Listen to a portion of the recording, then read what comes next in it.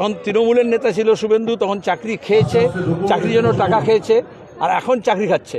কিন্তু আদতে তৃণমূল কংগ্রেসের এই অপদার্থতার জন্য কেন্দ্র সরকার কোনো পদক্ষেপ নেয়নি। কোর্টকে কেন আনতে হয়েছে? শিক্ষা তো যৌথ দায়িত্বে, তাহলে সংবিধান অনুযায়ী কেন্দ্র এবং রাজ্য সরকার উভয়ের দায়িত্ব।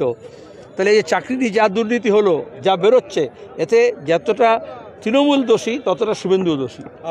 আপনাদের উপর দায় চাপাচ্ছে যে আপনারা নাকি কোটা। সবচেয়ে মজা হচ্ছে তৃণমূলকে জিজ্ঞেস করলে বিজেপির সঙ্গে সিপিএমের নাম বলবে, বিজেপিকে জিজ্ঞেস করলে তৃণমূলের সঙ্গে সিপিএমের নাম বলবে।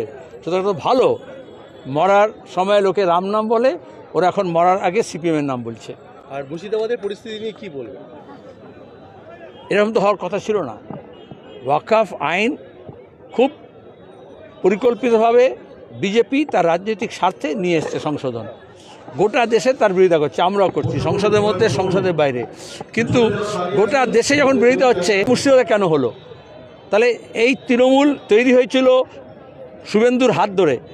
আজকে যারা তৃণমূলে আছে তারা অনেকেই শুভেন্দুর লোক। আমি তো মুর্শিদাবাদের নির্বাচন লড়েছি, আমি তো জানি। সুতরাং এখন হচ্ছে কারা, এটা পরিষ্কার হয়ে গেছে। বিজেপি তৃণমূলকে দোষারোপ করছে, তৃণমূল বিজেপিকে দোষারোপ করছে।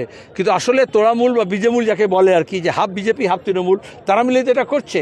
তা নাহলে ওয়াকফ বিরোধী যে গোটা দেশে গণতান্ত্রিকভাবে আন্দোলন হচ্ছে, সেটাকে মাঠে মেরে দিচ্ছে। এবং চাকরিহারাদের যে কান্না, তাদের যে লড়াই, সেটাকে ধুয়ে মুছে সাফ করার জন্য বিজেপি আর তৃণমূল মুর্শিদাবাদ করছে, সংগঠিত করছে, এবং পুলিশ প্রশাসনকে দিয়ে মমতা যে সুযোগ করে দিয়েছেন। শুভেন্দু অধিকারী তো একসময় বিজেপি তৃণমূলের দায়িত্ব ছিল মুর্শিদাবাদে। এখন যে সে তৃণমূল নয়, কে বলবে? তার গ্যারান্টি তুমি দিতে পারবে? এখন যে সে তৃণমূল নয়, তার গ্যারান্টি তুমি দিতে পারবে? কে কার ঝান্ডা ধরছে কখন তুমি বুঝতে পারছো? কোন জামা পরে আছে, কবে জামা পাল্টাবে?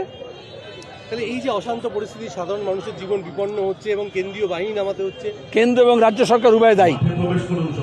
রাজ্য সরকার, পুলিশ প্রশাসন অপদার্থ ছিল। মমতা নিজেকে জিজ্ঞেস করলে বলবে একটু করতে দিয়েছি, সময় দিয়েছি। আর নামে হচ্ছে রাজ্যের তৃণমূলের সরকার, কিন্তু আদতে পুলিশ প্রশাসনের একটা বড় অংশ এখন বিজেপির কাছে জমা হয়ে গেছে। তারা চাকরিজীবীদের লাথি মারতে পারে, তারা শিক্ষকদেরকে, চাকরিহারাদেরকে লাথি মারতে পারে, তারা মীনাক্ষীদের নামে মিথ্যা মামলা করতে পারে, কিন্তু ধরতে পারে না। এটা তো পরিষ্কার। পুলিশের ব্যর্থতা। অবশ্যই পুলিশ মন্ত্রী মমতা, তার ব্যর্থতা, তৃণমূল সরকারের ব্যর্থতা, পুলিশের অপদার্থতা।